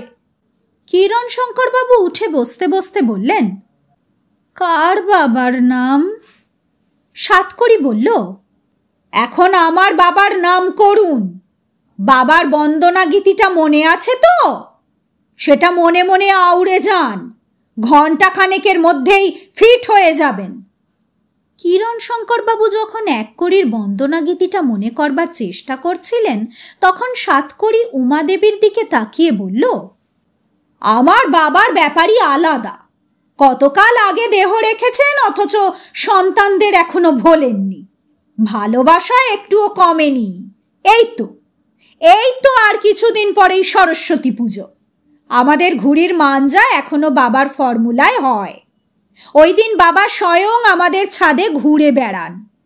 আজ পর্যন্ত কারো কাছে শুনবেন না 18 কড়ির ছাদ থেকে কখনো কোনো ঘুড়ি কাটা গেছে। হ্যাঁ, বেলা 11টায় মা সরস্বতীর খিচুড়ি ভোগ খেয়ে আমরা 4 ভাই 4খানা ঘুড়ি আকাশে ছাড়ি। বিকেলবেলা ওই 4খানাই আবার নামিয়ে আনি। আমাদের ঘুড়ি তো কাটা যায় না, ও যে বাবার ঘুড়ি, বাবার মাঞ্জা। একবার কি হলো জানেন? উমাদেবী হঠাৎ স্বামীর দিকে তাকিয়ে বললেন, কি হলো? আবার বাথরুমে যাবে? কিরণশঙ্করবাবু একগাল হেসে বললেন, না, বড্ড খিদে পাচ্ছে। এই কদিন তো শুধু ত্যাগ করেছি, গ্রহণ কিছু করিনি, তাই। উমাদেবী সাতকড়ির দিকে তাকিয়ে বললেন, কি খেতে দিই বলুন তো? সাতকড়ি উত্তর দিল, এনিথিং, বিস্কুট, চিড়ে ধোয়া, সেঁকা পাউরুটি। উমাদেবী উঠে গিয়ে বিস্কুটের প্যাকেট এনে কিরণশঙ্করবাবুর হাতে দিয়ে বললেন, প্যাকেট খুলে একটা করে খাও। কথা শেষ করেই উমাদেবী সাতকড়ির মুখের দিকে তাকিয়ে বললেন, কি যেন বলছিলেন? সাতকড়ি বলল, ওই আমার বাবার ঘুড়ি মাহাত্ম্য। গোবিন্দপুরের এক উঠতি সন্তান, নাম হচ্ছে ভজা। সে আমাদের ঘুড়ি কাটবে বলে চন্দননগর থেকে সুতোয় মাঞ্জা দিয়ে এলো। চন্দননগর মাঞ্জার কি জানে? গিয়ে উঠলে মল্লিকদের ছাতে ফাই ফাই করে একটা চৌখুপ্পি বেড়ে এলো। মেজদা 3 কড়ি বললেন, বাবা টেনে খেলবো না ছেড়ে? বাবা বললেন, বাড়তে দে, পরে হাতের নুড়ো থেকে টেনে দিবি। তাই হলো। 100 গজের ওপর বেড়ে গেছে, আর মেজদার পেটকাট্টিটা বাচ্চা ছাগল ছানার মতো ভজার হাতের কাছে গোত্তা দিয়ে সুতোর তলায় মারলে 1 টান, একেবারে 1 কড়ি মুখুজ্জের সনাতনী টান। বাপের বাহুর বল ছেলের হাতে, নিমেষে ভজার ঘুড়ি ভক্কাট্টা। দ্রৌপদীর আঁচলের মতো ভজার ঘুড়ির লম্বা সুতো বেণীবাবুদের লাউ মাছার ওপর দিয়ে নাক্ষত দিতে দিতে পেরেক কলের দিকে চলে গেল। কিরণশঙ্করবাবু কখানা বিস্কুট ততক্ষণে খেয়েছেন ঠিক বোঝা গেল না, কিন্তু বিস্কুটের প্যাকেটটাকে খুব দুর্বল দেখাচ্ছিল। সেই টান টান ভাবটা নেই। বিছানায় বিস্কুটের গুঁড়ো ছড়িয়ে আছে। খেতে খেতেই বললেন, ভজার মস্তানি ঠান্ডা হলো? সাতকড়ি বলল, অত সহজে হয়? পরপর 3টে ঘুড়ি কাটার পর আমাদের ছাতে ইট ছুটতে লাগলো। বাবাকে বললুম, বাবা ভজা ইট ছুটছে। বাবা বলল, তোরা 4খানা ঘুড়ি নামিয়ে আন। আমরা নামিয়ে আনলুম। বাবা বললেন, আমি এখন 4টে ঘুড়ি নিজেই অপারেট করব। 4খানা ঘড়ি দিয়ে ভজার মাথায় গোত্তা মেরে ঠোকরাবো। আশ্চর্য ব্যাপার, হাওয়ার বিপরীত দিকে ঘুরে গিয়ে 4খানা ঘুড়ি ভজার মাথায় ঠোকরাতে লাগলো। দেখে মনে হবে ঘুড়ি নয়, যেন বাজ পাখি। লক্ষ্য করে দেখবেন ভজার মাথার চুল একরকম নয়, 2টো জায়গায় ওপেন স্পেস। ওখানে স্টিচ করার পর আজ অবধি আর চুল গজালো না। বাচ্চা ছেলেরা যেমন করে রূপকথার গল্প শোনে, কিরণশঙ্করবাবু আর উমাদেবী তেমন করেই 1 কড়ি মুখুজ্জের কীর্তি কাহিনী শুনছিলেন।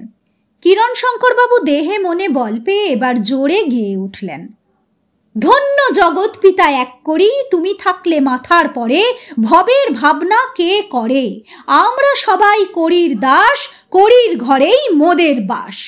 কিরণশঙ্করবাবুর কাছ থেকে উঠে আসার সময় সাতকড়ি বলল, পরশু কিন্তু পূর্ণ অমাবস্যা। আপনার বাবা কি খেতে ভালোবাসতেন?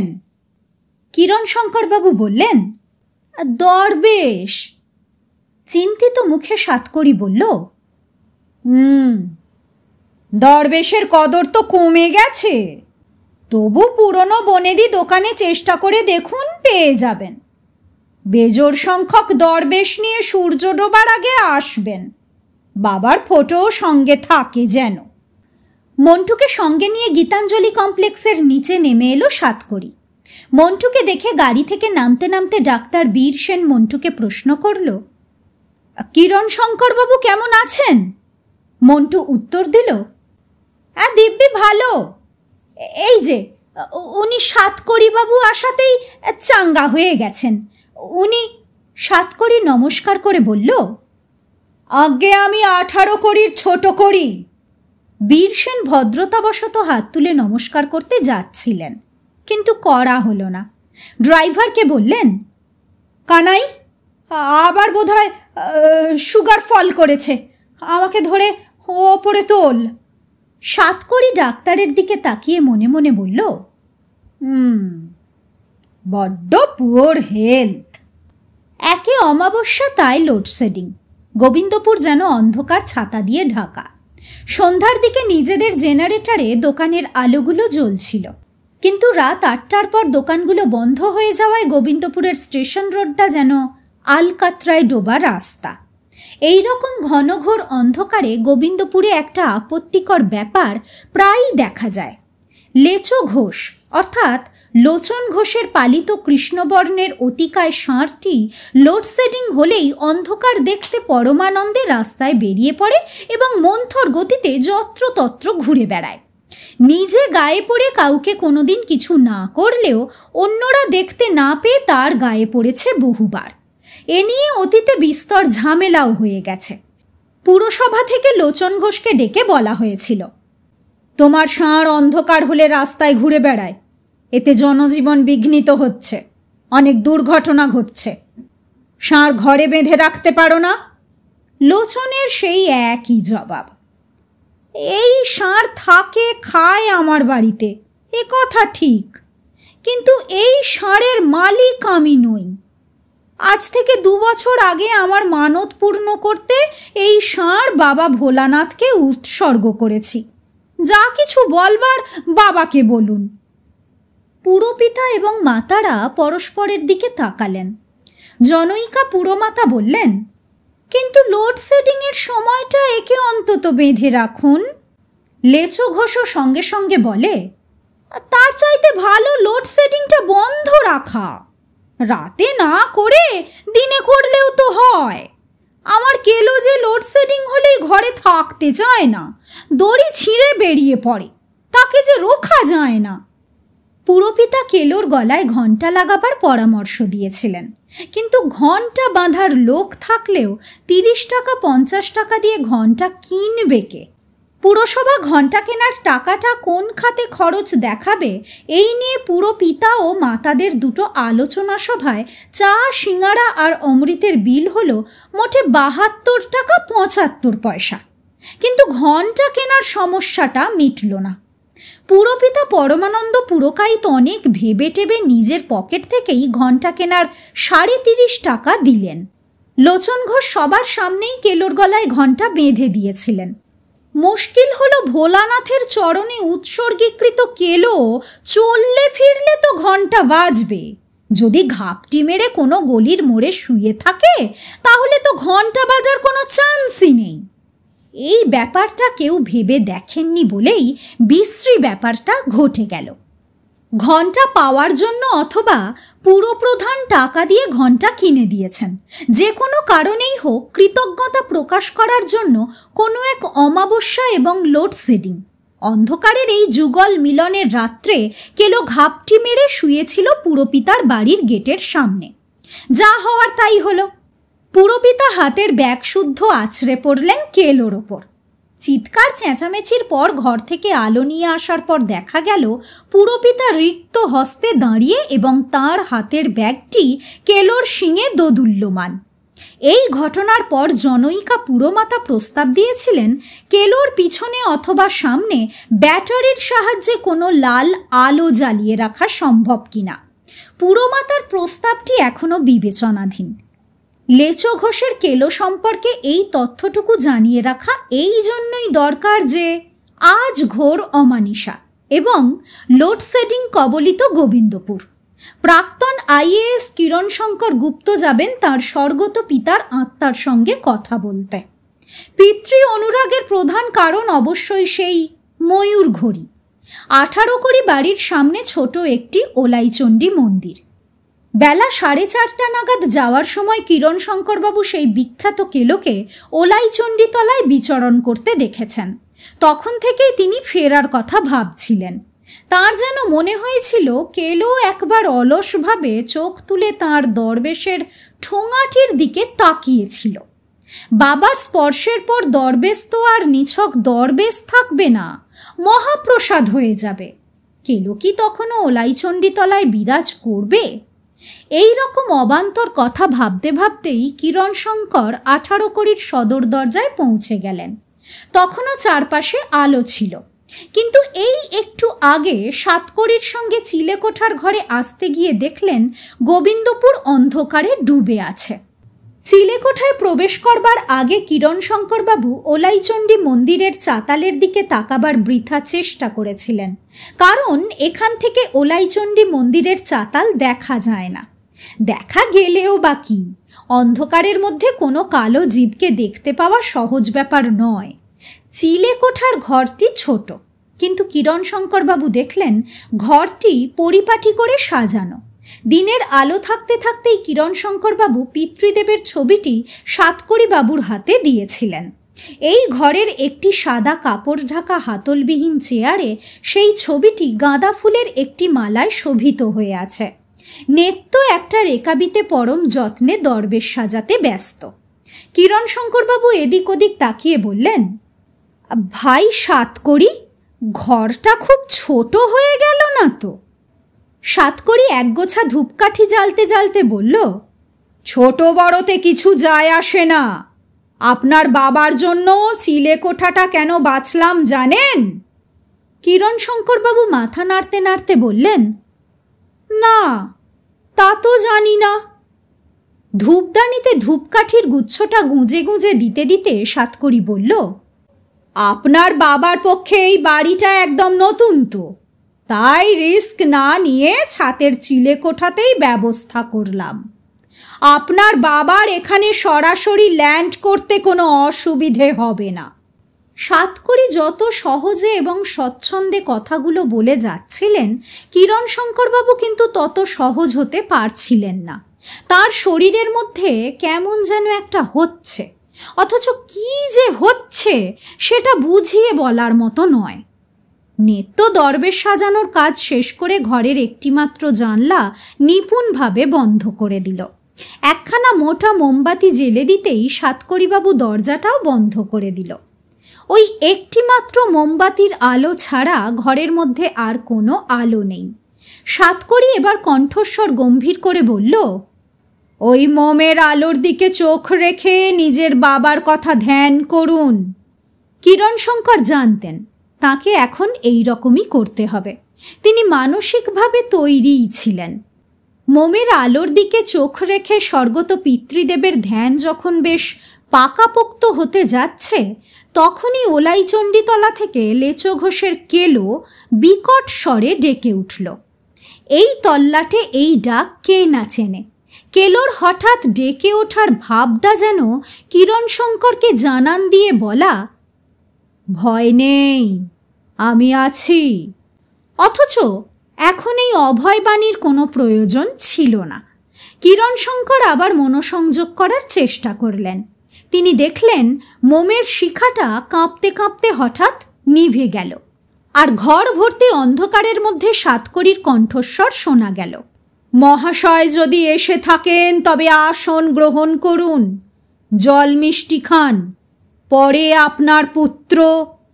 সাতকড়ি সবে এই পর্যন্ত বলেছে, তখনই অন্যরকম গলায় একটি ধমক এলো, shut up, stand up on the bench.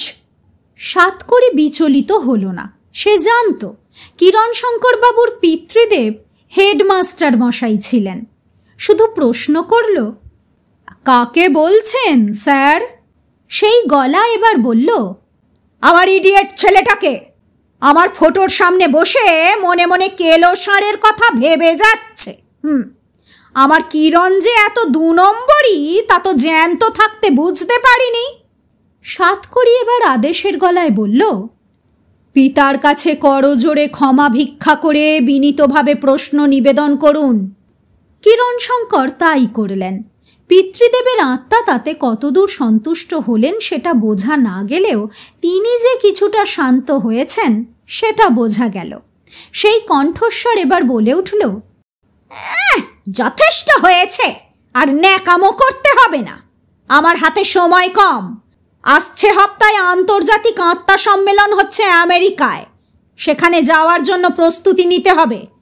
আগে কথা ছিল এবারের সম্মেলন হবে ভারতের গুজরাতে, কিন্তু বিদেশি আত্মারা আসতে রাজি হলো না।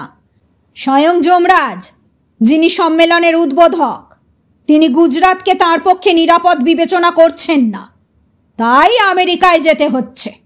বেঁচে থাকতে তো দেশটা দেখা হয়নি, এবার একটু ঘুরে ফিরে দেখব। তোর যা জানবার চটপট বল। কিরণশঙ্করের কাছে সবচেয়ে গুরুত্বপূর্ণ মুহূর্ত। চাপা উত্তেজনায় তার গলা শুকিয়ে আসছিল। তিনি একটা ঢোক গিলে বললেন, বাবা, আপনার সেই ময়ূর ঘড়িটির হদিস যদি বলে দেন তাহলে পিতৃস্মৃতি হিসেবে সেটাকে বুকে করে রাখতে পারি। কিরণশঙ্করবাবুর পিতৃদেবের আত্মা এবার কলকলিয়ে হেসে উঠে বলল, তাই তো বলি, এত বাবা বাবা কেন? এরই জন্যে আমার আত্মাকে এমন টানা হেঁচড়া। জীবনে তো হাত পেতে নিয়েই গেলি, অর্জন করতে তো শিখলি না। কিরণশঙ্কর করুণ কণ্ঠে বলে উঠল, বাবা, বাবা গো, তোমার চরণ। আত্মা আবার একটা ধমক দিয়ে খ্যানখ্যানে গলায় বলে উঠল, আর চরণ ধরে টানাটানি করতে হবে না। বলে যাচ্ছি, লিখে নাও, চেষ্টা করে খুঁজে নাও। এর বেশি বলা বারণ, বললেই সব্বনেশে মরণ। লেখো। কিরণশঙ্কর অন্ধকারেই লিখতে লাগলেন। আত্মা সেই একই রকম গলায় বলল, ওল ফলে যেখানে তারই কাছাকাছি, 7 থেকে 7 নন্দীর ঘাটে, ভগ্ন রথের পশ্চিমে নন্দী বসে ফন্দি করে কালোকোটের আড়ালে। বাপের বেটা হলে খুঁজে দেখো এবারে। চললুম, গুড বাই। হঠাৎ দরজাটা খুলে গেল। সাতকড়ি ঘরে বাতি জ্বালতে গিয়ে বুঝলেন লাভ নেই, লোডশেডিং তখনও চলছে। নেত্য মোমবাতিটা জেলে দেওয়ার পর গুনে দেখা গেল 1খানা দরবেশ কম। তার মানে কিরণশঙ্কর বাবুর বাবা খেয়ে গেছেন। সাতকড়ি কিরণশঙ্কর বাবুর দিকে তাকিয়ে বলল, হদিশ কিছু পেলেন? হতাশায় ভেঙে পড়ে কিরণশঙ্কর বাবু বললেন, বাবা তো আজে বাজে ছড়া বলে সবটাই গুলিয়ে দিয়ে গেলেন, এবার কি হবে? 1খানা দরবেশ মুখে দিয়ে খেতে খেতে সাতকড়ি বলল, এবারে কেসটা আর আত্মার স্টেজে নেই, পুরোপুরি গোয়েন্দা দফতরে চলে গেল। কিরণশঙ্কর বাবু বললেন, আমি তো এটা নিয়ে থানা পুলিশ করতে চাই না। সাতকড়ি বোতল থেকে ঢকঢক করে জল খেয়ে বলল, আমি নিজে একজন পার্ট টাইম শখের গোয়েন্দা, নেত্য আমার জুনিয়র। আজকের রাতটা আমাকে ভাবতে হবে। আপনি বাবার প্রসাদ নিয়ে বাড়ি চলে যান। ছাতের ঘর থেকে নিচে নেমে আসার পরই আলো এলো। নেত্য বলল, স্যার, এটা শুভ লক্ষণ। প্রসাদ সবাইকে দিয়ে খেতে হয়, খান কয়েক দরবেশ আমার হাতে ছেড়ে যান। দরবেশ দেওয়াতে কিরণশঙ্কর বাবুর কোনো কার্পণ্য ছিল না, শুধু জিজ্ঞেস করলেন, এই প্রসাদের আফটার এফেক্ট কেমন হবে? বাতাসার মতো কি? নেত্য খান কয়েক দরবেশ নিয়ে পাত্রটা ফিরিয়ে দিতে দিতে বলল, নিজের বাপ তো, মনে হয় ব্যাড কিছু হবে না, নিশ্চিন্তে চলে যান। ওলাইচণ্ডীতলা তখন শূন্য। অবশ্য আলো জ্বললে তার তো ঘরে ফিরে যাওয়ারই কথা। 2 দিন ধরে সাতকড়ি বাবুর আর দেখা পাওয়া গেল না। বাড়িতে এবং দোকানে খোঁজ নিতে গিয়েও ব্যর্থ হতে হলো। সাতকড়ি না হয় কোনো কাজে কোথাও যেতে পারে, কিন্তু সাতকড়ির সঙ্গে নেত্যও যে কেন উধাও হলো তা বুঝতে পারছেন না কিরণশঙ্কর বাবু। উমাদেবীও স্বামীর মতো হতাশ এবং বিষাদগ্রস্ত। 3 দিনের মাথায় বেলা 9টা নাগাদ সাতকড়ি আর নেত্য দুজনেই কিরণশঙ্কর বাবুর ফ্ল্যাটে এসে উপস্থিত। কিরণশঙ্কর বাবু দুজনকে দেখে বলে উঠলেন, কোথায় ছিলেন মশাই? আপনাকে আমি হন্যে হয়ে খুঁজছি। আমার বাবা তো আমাকে বিষম এক ধাঁধায় ফেলে আমেরিকার সম্মেলনে যোগ দিতে চলে গেলেন। উমাদেবী অত্যন্ত দুঃখিতভাবে বললেন, নিজের বাপ মরে গিয়ে যে নিজের ছেলের সঙ্গে এমন হেঁয়ালি করতে পারে তা আগে জানতাম না। সাতকড়ি চেয়ারে বসতে বসতে বলল, বাবা তো গোড়াতেই বলেছেন নিজে অর্জন করো। আপনি আমায় খুঁজছেন আর আমি ধাঁধার মানে বার করে ইনভেস্টিগেশন কমপ্লিট করে ফেলেছি। কিরণশঙ্কর আনন্দের আতিশয্যে প্রায় লাফিয়ে উঠে বললেন, হ্যাঁ, অল কমপ্লিট? সাতকড়ি উত্তর দিল, অলমোস্ট। এবার যাওয়ার জন্য তৈরি হন। কিরণশঙ্কর বাবু একবার স্ত্রীর দিকে তাকালেন, পরে সাতকড়ির দিকে তাকিয়ে বললেন, কোথায় যাব? সাতকড়ি কণ্ঠস্বরে বিরক্তি প্রকাশ করে বলল, আচ্ছা, মুশকিলে পড়া গেল। ময়ূর ঘড়িটা আনতে যেতে হবে না? ওটা কি আমাকে দেবে? আপনার বাবার লিখিত নির্দেশ, আপনাকে গিয়ে আনতে হবে। সঙ্গে আপনি যে কিরণশঙ্কর গুপ্ত তার বৈধ পরিচয়পত্রও লাগবে। কিরণশঙ্কর বাবু সাতকড়ির হাতটা চেপে ধরে বললেন, আপনি মশাই জিনিয়াস, আপনি অসাধ্য সাধন করতে পারেন। সাতকড়ি বলল, আমার একার সুবাদে হয়নি। আমেরিকা যাওয়ার আগে বাবা অসময়ে আমাদের সঙ্গে কথা বলতে এসেছিলেন, তখন বাবার হেল্প নিতে হয়েছে। সাতকড়ি একটু থেমে চায়ে চুমুক দিয়ে বলল, বাবার বলার পর ধাঁধাটা ইজি হয়ে গেল। ওল ফলে যেখানে, কথাটার মানে বুঝতে পারছেন? কোথায় ভালো ওল ফলে?